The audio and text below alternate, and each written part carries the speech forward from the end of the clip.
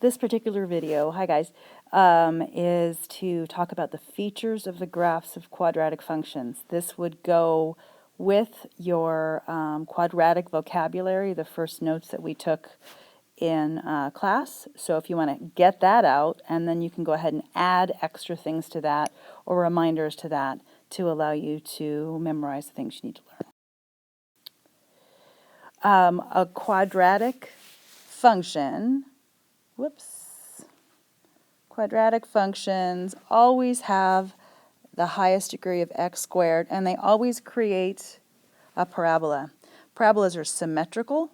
That means that you can find a line called the axis or line of symmetry that cuts that quadratic in half, and we can find the equation of the line of symmetry by looking at the x value of the vertex. In this case, the vertex is at negative 0.5 and negative 4.5. So our axis of symmetry comes right from that. The axis of symmetry in this case is x equals negative 0.5.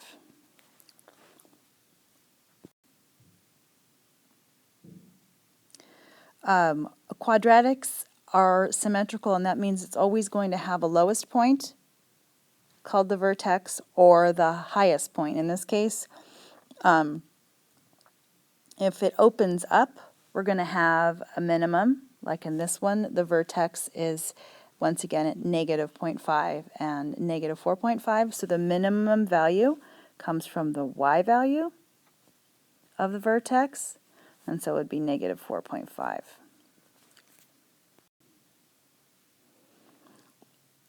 The vertex for a parabola that opens down is going to have, like this one, is going to have a maximum value, once again, from the y value of the vertex, which at this particular case, I don't know what the x value is, but the y value is 300. So the maximum here is 300. When we're graphing or when we're interested in the where it crosses the y-axis, that's called your y-intercept. In this case, it's at 0, always when x is 0, negative 4. The x-intercept is where the parabola crosses the x-axis. It's always when y is 0. It's right here.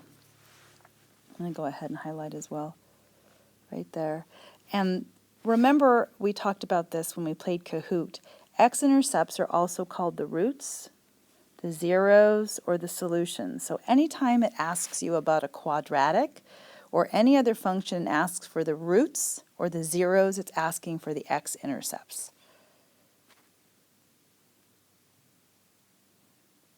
So go ahead, you can check your understanding about the features of a quadratic by doing the formative quiz on the Google form.